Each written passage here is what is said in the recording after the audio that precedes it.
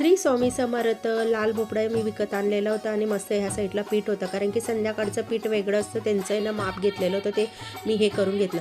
इकडे भाजीची थोडी तयारी करून घेतली. हिरवी मिरची आणि लसूण आलं हे ना थोडंसं मी मिक्सरमध्ये बारीक करून घेतलं आणि इकडे ना पीठ मळून ठेवलेलं होतं. म्हटलं चला आता याचेच 2 दिवे बनवायचे. त्याचे दिवे बनवले छानपैकी आणि एक साईडला गॅसवरती बॉईल करायला पाणी ठेवलेलं होतं, कारण की ते थोडे असे उकडून घ्यायचे होते दिवे. मस्तपैकी त्यांना उकडून वगैरे घेतलं. मला एवढा सेप काही बरोबर जमत नव्हता, पण मी माझ्या पद्धतीने छान असे 2 दिवे बनवले आणि ते बॉईल करायला टाकले पण मस्त. आणि एक साईडला म्हटलं चला आता भाजी वगैरे कापून वगैरे घ्यायची आणि ती लाल भोपळ्याची भाजी बनवतात संध्याकाळची, ती पण बनवून घेतली छानपैकी लाल भोपळ्याची भाजी. आणि मस्तपैकी ना ती झाली छान आणि ती तर लगेच एका वाफेमध्ये शिजून जाते. ती भाजीवरती गॅसवरती मी एक साईडला आहे ना झाकण ठेवलं आणि ते हे केलं. तिथपर्यंत वेद बोलतो मी तुला मदत करू लागतो.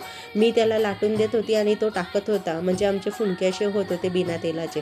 आणि तिथपर्यंत रोट झाले ते बनवून, आणि फुणके रोट म्हणजे एकच असतात ते बनवून झाले. आणि तिथपर्यंत मी ना सर्व साहित्य वगैरे भाजी थोडी वाटेमध्ये काढली आणि 2 दिवे होते ते कणकेचे ते पण लावून घेतले मस्त देवासमोर.